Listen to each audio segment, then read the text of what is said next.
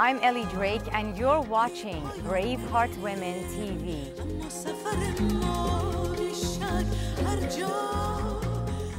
You're watching Braveheart Women TV. I'm Ellie Drake, and this is your global collaboration show.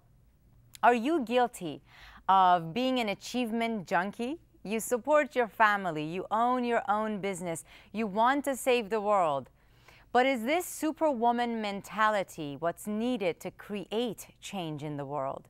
Our panelists are Christine Orialo, the queen of self-love and author of Choosing Me Before We. Jackie Lappin, best-selling author with 2 books on conscious creation and creator of Life Wisdom Network. Ariel Ford, author, speaker, and expert in manifesting love. Catherine Woodard Thomas, best-selling author of Calling in the One, transformative educator and co-creator of the Feminine Power Global Community. Welcome, ladies. Thank you. Wonderful. So who here is a superwoman? Okay. I'm a recovering achievement junkie. So what does it mean to be a superwoman? Well, I think it means a couple things. Number one, I think we put a tremendous amount of pressure on ourselves as women today to do and be everything. Because we've been told, you can do anything. And now, just like Superwoman, you know, with the bracelets and everything, we feel like we have to live up to that. So is that an identity or a true state of being, Catherine? Oh, well, being in our work, the feminine power work, which is all about the power of relatedness, we would actually say that one of the bigger problems why we're doing so much is because we're actually not in relationship with each other in a way that would have it be collaborative and co-creative. Okay. Are you individually each overwhelmed on some level, or is a superwoman way of being a need because we are not collaborating enough? Well, I used to live in overwhelm 24/7, and then I really learned the power of working in a team and finding people to support me, particularly other women. There are lots of freelancers out there looking for meaningful work. So there was a time in my life where I was superwoman. I was overwhelmed, overworked, really angry and pissed off all the time. And that's really not so true anymore. Do I have a lot of work to do? Yeah, I have a tremendous amount of work to do, but I now know how to find people to help me and to collaborate with. And it's also about doing it, I use the word do in quotations, from a different place. I think for me as a recovering achievement junkie and doing addict, I always believed I had to push it, make it happen, that kind of forceful superpower, Wonder Woman kind of way.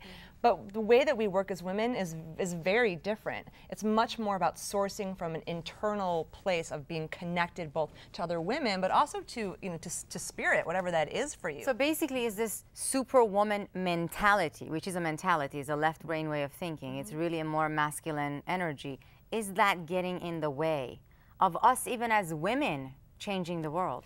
Well, it's interesting. I mean, I think it's a paradox. It's not like this whole thing about do what you love and the money will follow is like really telling a sliver of the story. We all know that to cause something in the world requires a lot of effort and a lot of commitment. So it really is a stretch. But I think it's like, I love what Christine is saying. I mean, it's really the relationship that we're having to the creative energies of life. So the superwoman mentality is anchored in what, Jackie? Well, I think it's our desire to fulfill all the opportunities and choices that we now have. I mean, there was a time when women had one choice, to be a housewife. Right. Today, a woman has multitude of choices, and it's like being in a smorgasbord, and we want to reach for it all. But sometimes you have to choose not to choose. There is a time when you have to step back. So the one dynamic, the one aspect of a superwoman mentality is anchored in fear.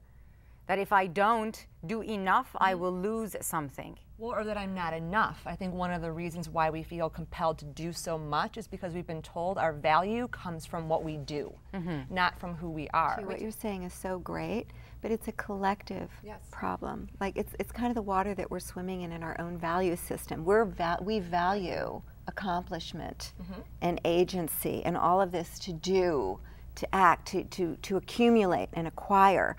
And yet we haven't really embraced the values that might be more reflective of the feminine. So the superwoman having to accomplish is based on, or is anchored more in the masculine energy. It's also anchored more in fear. Okay, so in order for us to be superwomen, I really see myself less of a superwoman and more of a brave heart woman. I truly feel like I am brave, yet I live from the heart. That's my standard, my visceral way of being. So superwoman, brave heart woman, doesn't matter. But that has to be anchored in something else other than fear. Anchored in what? In service. You're in service to life and what life is seeking to bring forward at this time in our human collective evolution. So but in service, you mean all just giving? No, that's a good question, because service to women traditionally means self-sacrifice, right, and self-abandonment. But I think it's self-expression. It's service as profound self-expression. Exactly. Service, self-expression. As profound self-expression of our unique purpose for being born at this time. So we're actually serving something greater than our own selves, but we're a part of that. We see ourselves alive in that. And part of it is us holding the space for ourselves and each other, just to allow in the creation, which I think people don't really talk about. But I know that when I want to create a new project, I don't start with what are the tasks to do. I start with going deep inside, connecting to the divine. What wants to come through me? What can I be a channel for? Which is authentic self-expression. Well, isn't it? And you can ask the question to the point of service. I often will say, not what should I do and create my whole big plan. I know how to do that, but how can I best be of service? And you remember that you're like a partner with life, so that you don't have to have it all mapped out. And I think all that mapping out creates so much, anxiety for us too. It's trusting life. You have to have a lot of faith.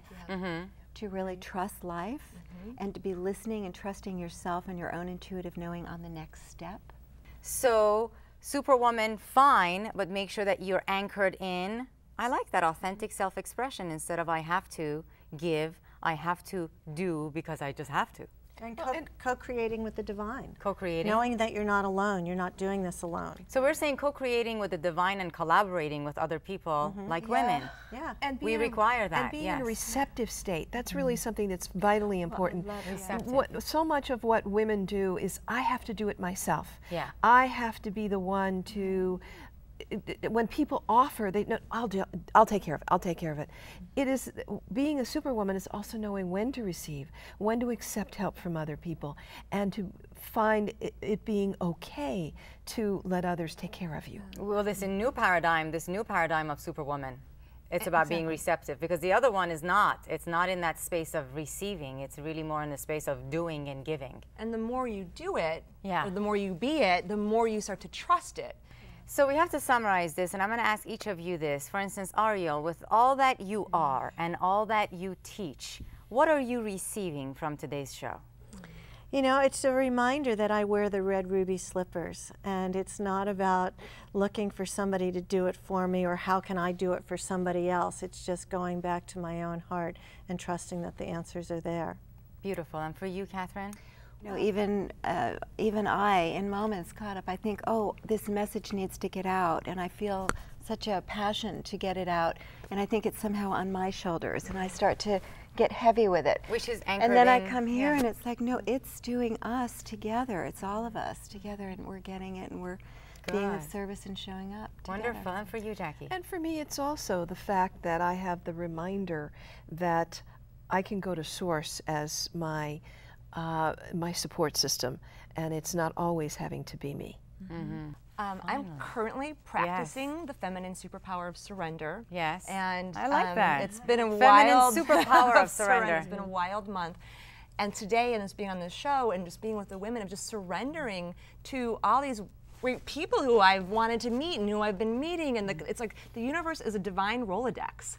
And if you just surrender to letting it make the connections for you, you don't really have to do anything. As long as you take action, though, yeah? But you have to take action and step in and not be afraid to connect. For me, as a woman who really knows that she's a part of a much bigger purpose than my personal purpose, a much bigger purpose, this show is assisting me to see that as long as I am anchored in my gut, which is really where my authentic self-expression resides instead of my mind, then I can be a superwoman, a brave heart woman who is always nourished instead of depleted. Yes.